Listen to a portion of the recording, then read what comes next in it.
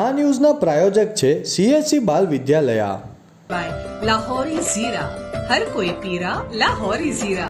વલસાડ જિલ્લા સહિત સમગ્ર રાજ્યમાં પુરવઠા વિભાગના સર્વર ઉપર માઇગ્રેશનની કામગીરીને લઈ 7 જુલાઈ સુધી રાશન કાર્ડ સાથે સંકળાયેલી તમામ સેવાઓ બંધ રહેશે.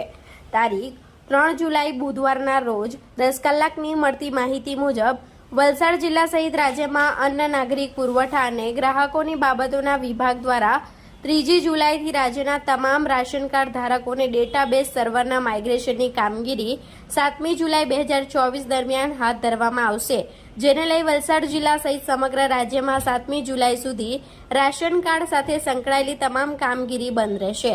પુરવઠા વિભાગ દ્વારા રાશન કાર્ડની દુકાન ઉપર અનાજ વિતરણ, રાશન કાર્ડમાં નામ કમી કે નામ ઉમેરવા કે અન્ય કોઈ અપડેટ થઈ શકશે નહીં. આ તમામ કામગીરી 8મી જુલાઈ સોમવારથી રાબેતા મુજબ રેશન કાર્ડની તમામ કામગીરીઓ શરૂ કરવામાં આવશે.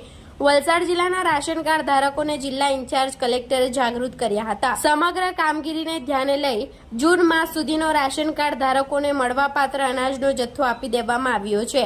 વલસાડ જિલ્લા સહિત રાજ્યમાં આવેલી મામલતદાર કચેરીઓ, જિલ્લા કચેરી, ઝોનલ કચેરી, ગ્રામ પંચાયત કચેરીઓ તથા તમામ વ્યાજબી ભાવની દુકાનમાં સંચાલકોને 7 જુલાઈ સુધી રાશન કાર્ડને લગતી અપડેટ કામગીરી કરી શકાશે નહીં.